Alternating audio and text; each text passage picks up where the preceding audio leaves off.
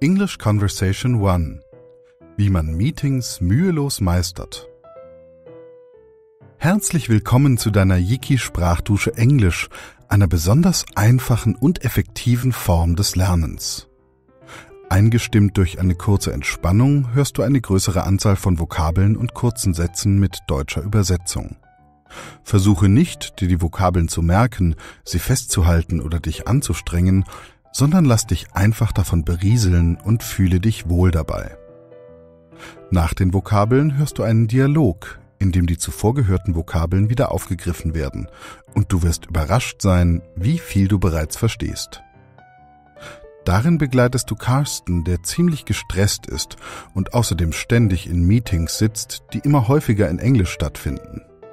Daher entschließt er sich, bei Sarah einige Stunden in englischer Konversation zu nehmen. Eigentlich dachte er, es geht dabei nur um Englisch. Wie sich aber herausstellt, geht es eher um sein Leben. Es geht los.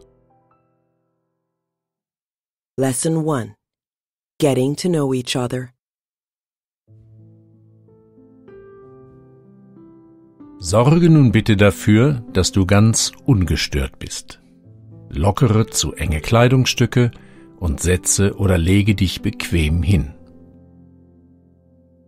Spanne nun einmal kurz deinen ganzen Körper an, von der Fußspitze über Arme und Hände bis zum Gesicht. 1, 2, 3 und loslassen. Und noch einmal. Anspannen.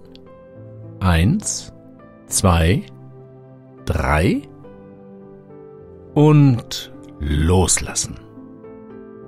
Schließe nun die Augen und richte deine Aufmerksamkeit nach innen auf deinen Körper. Gehe mit deiner Wahrnehmung einmal langsam durch deinen ganzen Körper hindurch.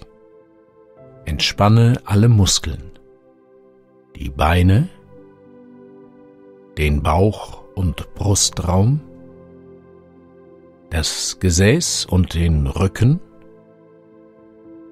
die Arme und Schultern, die Nackenmuskeln und das Gesicht.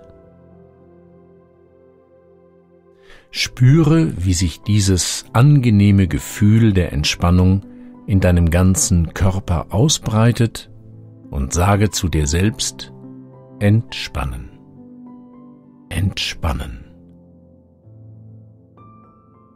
Dein Atem geht ganz ruhig und regelmäßig, ganz ruhig und regelmäßig.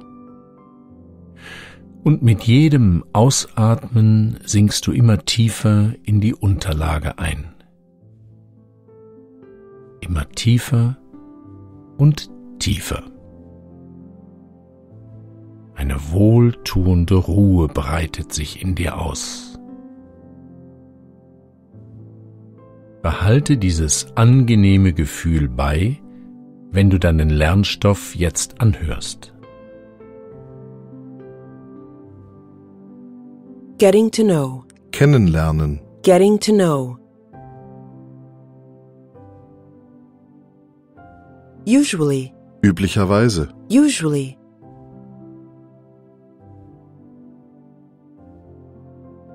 To be under stress. Unter Stress stehen. To be under stress. Going from meeting to meeting. Von einem Termin zum nächsten gehen. Going from meeting to meeting. To deal with.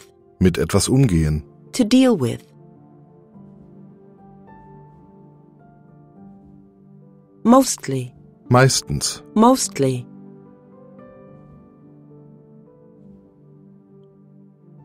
Conversation. Konversation. Conversation. To take conversation lessons. Konversationsunterricht nehmen. To take conversation lessons. Especially. Besonders. Especially.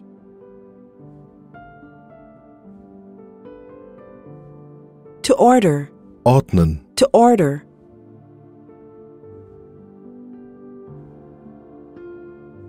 To order the thoughts. Seine Gedanken ordnen. To order the thoughts. To find ways. Wege finden. To find ways. To maintain. Erhalten. To maintain.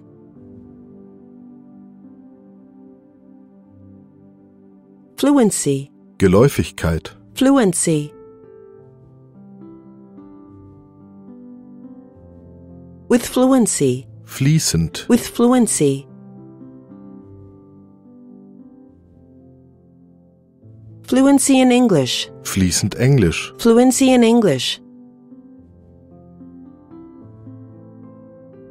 To focus on. Sich auf etwas konzentrieren. To focus on. Intuitive. Intuitiv. Intuitive.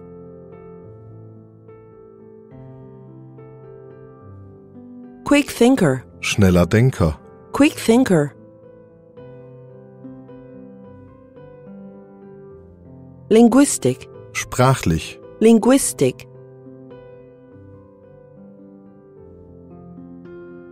Motivational coach. Motivationscoach. Motivational coach. Challenge. Herausforderung. Challenge.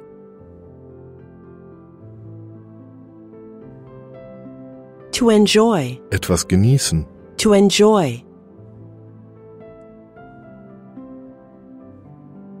To enjoy the challenge. Die Herausforderung mögen. To enjoy the challenge. To make someone. Jemanden zu etwas bringen. To make someone. To consider. Sich überlegen. To consider. She considers herself. Sie versteht sich selbst als. She considers herself.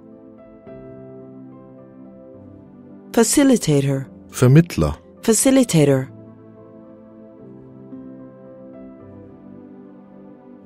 To get feedback. Rückmeldung bekommen. To get feedback. To grasp. Etwas begreifen. To grasp.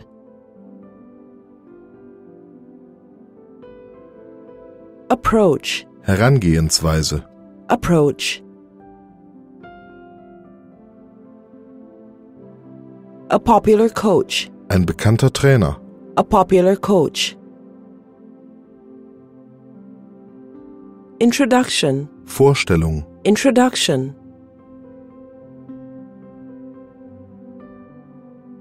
You must be. Du musst sein. You must be. Business English. Wirtschaftsenglisch. Business English. Open end. Offenes Ende. Open end. Enterprise. Unternehmen. Enterprise. I'm a bit late. Ich bin ein bisschen spät. I'm a bit late. First impression. Erster Eindruck. First impression. Of course you do. Natürlich tust du. Of course you do. As for being late. Bezüglich des zu spät kommens. As for being late.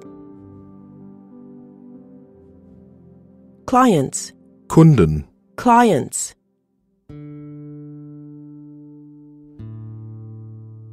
Business people. Geschäftsleute. Business people. I'm flexible. Ich bin flexibel. I'm flexible. When it comes to time. Wenn es um die Zeit geht. When it comes to time. That's why. Deswegen. That's why.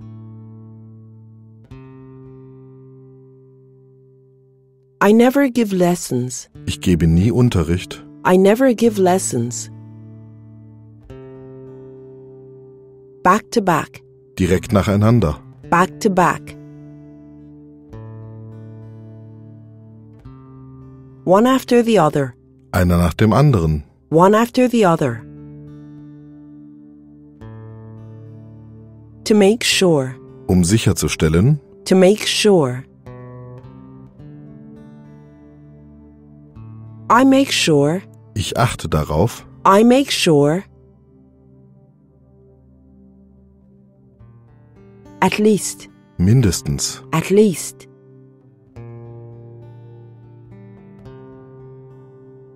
A half an hour break. Eine halbe Stunde Pause. A half an hour break.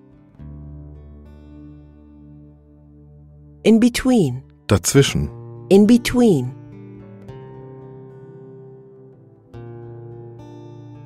In case. Im Falle. In case.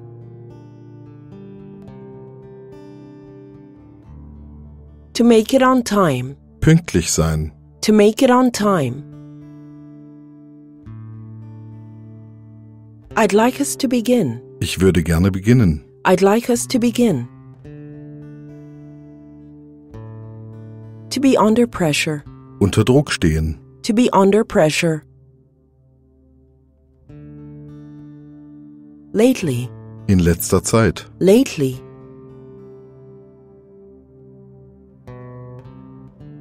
New clients. Neue Kunden. New clients. I feel that. Ich denke das. I feel that. My spoken English. Mein gesprochenes Englisch. My spoken English. A bit robotic. Ein wenig statisch. A bit robotic. To be able to. In der Lage sein. To be able to. To be based on. Auf etwas basieren. To be based on. Two-way. Zweigleisig. Two-way. Ongoing. Fortlaufend. Ongoing.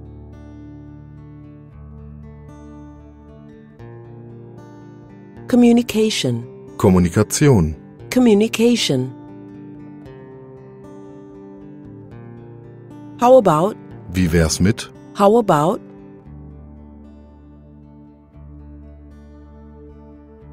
Sounds good to me. Klingt gut für mich. Sounds good to me. To keep in mind. Im Hinterkopf behalten. To keep in mind. They would like to know. Sie würden gerne wissen. They would like to know. Area of business. Geschäftsbereich. Area of business. Job title. Berufsbezeichnung. Job title. Expertise. Spezialisierung. Expertise. Area of expertise. Fachgebiet. Area of expertise. In order to. Zu. In order to. To establish. Aufbauen. To establish. Relationship. Beziehung. Relationship. Business relationship. Eine wirtschaftliche Beziehung. Business relationship. A matter of. Eine Frage von. A matter of. To receive. Empfangen. To receive.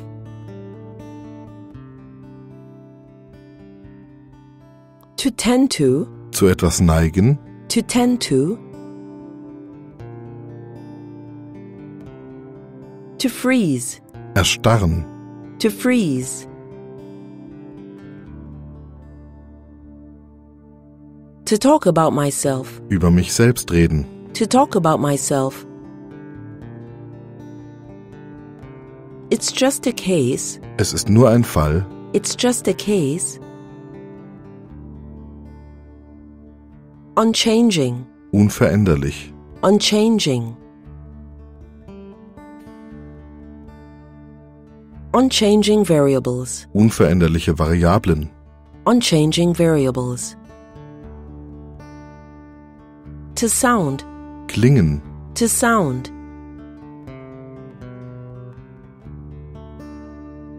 A bit more exciting. Ein bisschen aufregender. A bit more exciting. It is written. Es ist geschrieben. It is written. Business card. Visitenkarte. Business card. To introduce yourself. Sich vorstellen. To introduce yourself. An active approach. Eine aktive Herangehensweise. An active approach. To know a bit. Ein bisschen etwas wissen. To know a bit. Twice. Zweimal. Twice.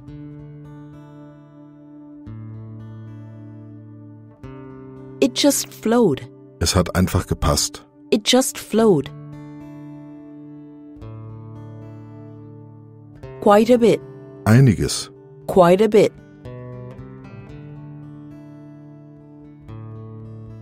No robots leave here. Keine Roboter verlassen diesen Ort. No robots leave here. To appreciate. Etwas wertschätzen. To appreciate. I really appreciate. Ich weiß es zu schätzen. I really appreciate. To look at. Etwas anschauen. To look at.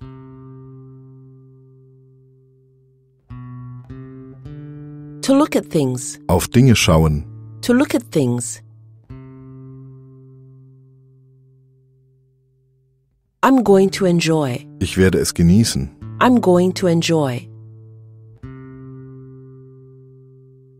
To be able to practice. Ausprobieren können. To be able to practice. Some of the points. Einige der Punkte. Some of the points. We have discussed. Wir haben diskutiert. We have discussed. Thanks for the compliment. Danke für das Kompliment. Thanks for the compliment.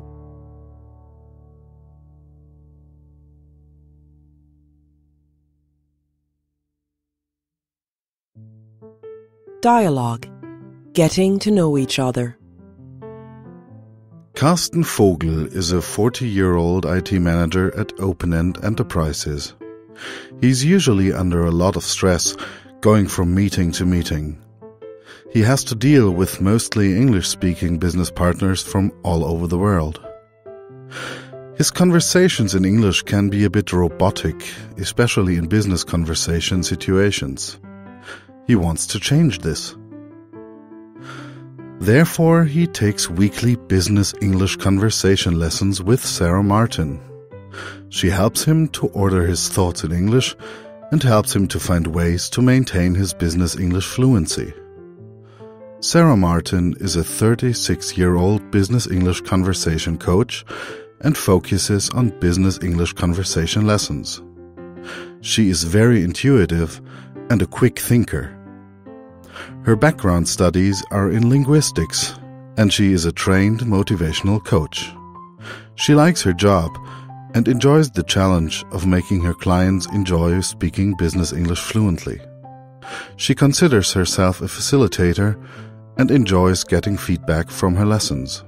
She wants her clients to grasp business English conversation via the learning by doing approach, and that is why she's a popular coach. And now follows their meeting. Hello, you must be Sarah Martin, my business English conversation coach. Yes, I am, and you must be Christian Vogel from Open-End Enterprises. Yes, I am. Nice to meet you. Sorry I'm a bit late. I don't make a very good first impression, do I? Of course you do. As for being late, all my clients are business people, so I'm quite flexible when it comes to time. That's why I never give lessons back to back. What do you mean by back to back? Back to back means one after the other. I always make sure that there's at least a half an hour break in between my lessons. In case someone can't make it on time? Exactly. So, Karsten, where would you like us to begin? Well, I have been pressured lately to speak more English. Most of my new clients are English speaking, and I feel that my spoken English is a bit robotic. Well, I'm sure I'll be able to help your fluency. My lessons are based on a two-way ongoing communication. How about if we start with introductions? Sounds good to me. Firstly, I think it's always good to keep in mind what it is you'd like to know about a new business partner and what it is they would like to know about you. I'd like to know their name, of course, what area of business they are in, and what they do. So you'd like to find out who they are, what their company does, what their job title and area of expertise is in order to establish your business relationship. Yes, exactly. Well, Karsten, I think it's a matter of giving the information you would like to receive. My problem is that I tend to freeze up in English-speaking business situations, especially when I have to talk about myself. Yes, I know what you mean. Sometimes it's just a case of making those unchanging variables, such as name and job title, sound a bit more exciting, with a bit more information than what's written on your business card. I see what you mean. Take, for example, how you introduced yourself to me today. That was perfect. You took a very active approach to an introduction. You showed me that you already knew a bit about me. Well, that was business card information. You're right, but your active approach wasn't. Funnily enough, I didn't even think twice about it. Exactly. It just flowed. And flow is what I focus on quite a bit in my lessons. No robots leave here. I really appreciate how you look at things, Sarah. I think I'm really going to enjoy your approach. I'm sure that when we meet again next week, you will already have been learning by doing. Learning by doing? I mean, you will have already been able to practice some of the points we have discussed today. Thanks for the compliment, by the way.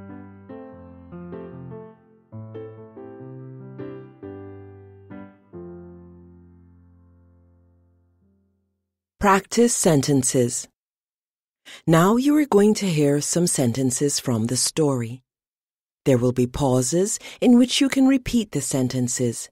If you like, you can imagine you were born in England and you speak English as naturally as a child would. Just repeat what you hear and let go of all your German attitudes. Hello, you must be Sarah Martin, my business English conversation coach.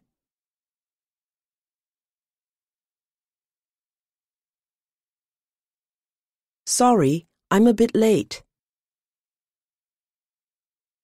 I don't make a very good first impression, do I? As for being late, all my clients are business people. I'm quite flexible when it comes to time. That's why I never give lessons back to back. I always make sure that there is at least a half an hour break in between my lessons.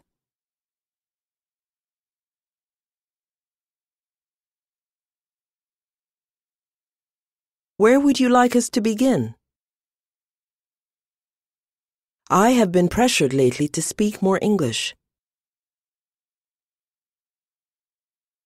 I feel that my spoken English is a bit robotic. I'm sure I'll be able to help your fluency. My lessons are based on a two-way ongoing communication.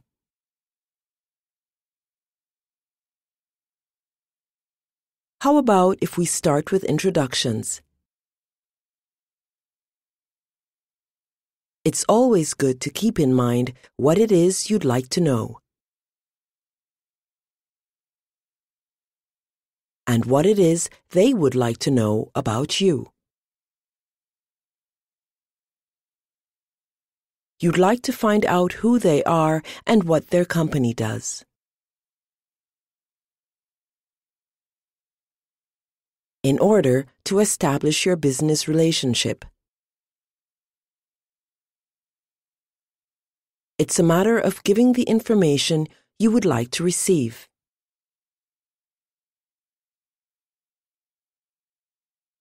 I tend to freeze up in English-speaking business situations.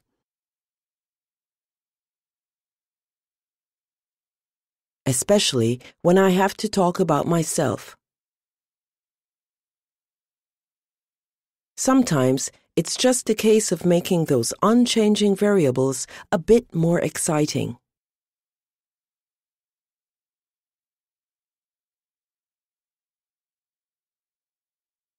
With a bit more information than what's written on your business card.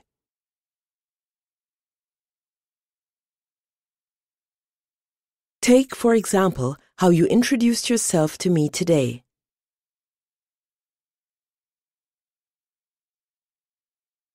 You took a very active approach to an introduction.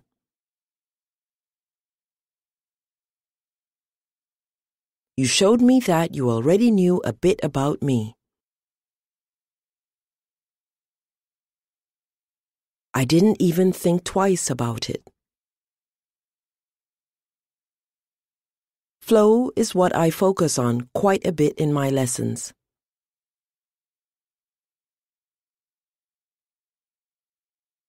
I really appreciate how you look at things. I think I'm really going to enjoy your approach. Thanks for the compliment, by the way.